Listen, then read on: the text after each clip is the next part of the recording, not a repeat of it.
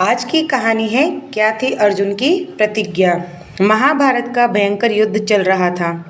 लड़ते लड़ते अर्जुन रण क्षेत्र से दूर चले गए। अर्जुन की अनुपस्थिति में पांडवों को पराजित करने के लिए द्रोणाचार्य ने चक्रव्यूह की रचना की। अर्जुन पुत्र अभिमन्यु चक्रव्यूह को भेदने के लिए उस चक्रव्यूह में चले गए। उसने कुशलतापूर्वक चक्रव्यूह के 6 चरण भेद लिए थे, लेकिन 7वें चरण में उसे दुर्योधन, जयद्रथ आदि 7 महारथियों ने घेर लिया और उस पर टूट पड़े।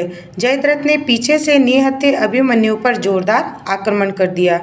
वह वार इतना तीव्र था कि अभिमन्यु उसे सहन नहीं कर सका और वीरगति को प्राप्त हो गया। अभिमन्यु की मृत्यु का समाचार सुनकर अर्जुन क्रोध से पागल हो उठे। उन्होंने प्रतिज्ञा की कि यदि अगले दिन सूर्यास्त से पहले उसने जयद्रथ का वध नहीं किया तो वह आत्मदाह कर लेगा। जयद्रथ भयभीत होकर दुर्योधन के पास में पहुंचा और अर्जुन की प्रतिज्ञा के बारे में बताया। दुर्योधन उसका भय दूर करते हुए बोले कि चिंता मत करो मित्र, मैं और सारी कौरव सेना तुम्हारी रक्षा करेंगे। अर्जुन कल तुम तक नहीं पहुंच पाएगा, उसे आत्मदाह करना पड़ेगा और युद्ध भी करना पड़ेगा। अर्जुन की आंखें जयद्रथ को ढूंढ रही थी, किंतु वह कहीं नहीं मिला। दिन बीतने लगा। धीरे धीरे अर्जुन की निराशा बढ़ती गई। यह देख श्री कृष्ण बोले, पार्थ, समय बीत रहा है और कौरव सेना ने जयद्रथ को रक्षा कवच में घेर रखा है।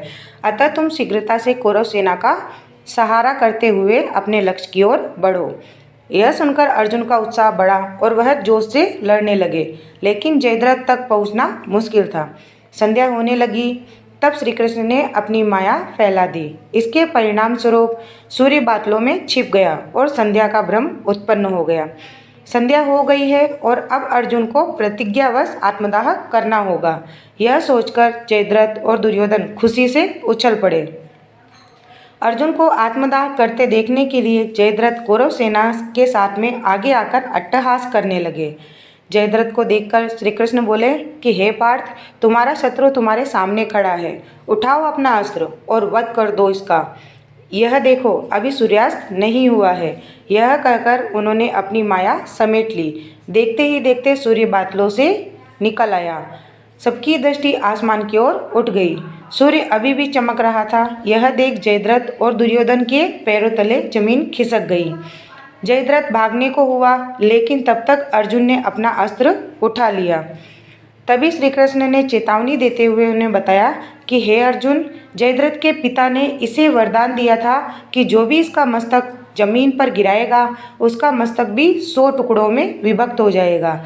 इसलिए यदि इसका सिर जमीन पर गिरा तो तुम्हारे सिर के भी 100 टुकड़े हो जाएंगे। अतः हे पार्थ, उत्तर दिशा में यहाँ से 100 योजन की दूरी पर जयद्रथ का पिता तप कर रहा है। तुम इसका मस्तक ऐसे काटो कि वह इसके पिता की गोद में जा गिरे। अर्जुन ने श्री कृष्ण की चेतावनी ध्यान से सुनी और अपने लक्ष्य की ओर ध्यान कर बाण छोड़ दिया। उस बाण ने जयद्रथ का सिर धड़ से अलग कर दिया और उसे लेकर सीधा जयद्रथ के पिता की गोद में जा गिरा। जयद्रथ का पिता चौंक कर उठा तो उसकी गोद में से सिर जमीन पर गिर गया। सिर के जमीन पर गिरते ही उसके सिर के भी 100 टुकड़े हो गए। इस प्रकार अर्जुन की प्रतिज्ञा पूरी हुई।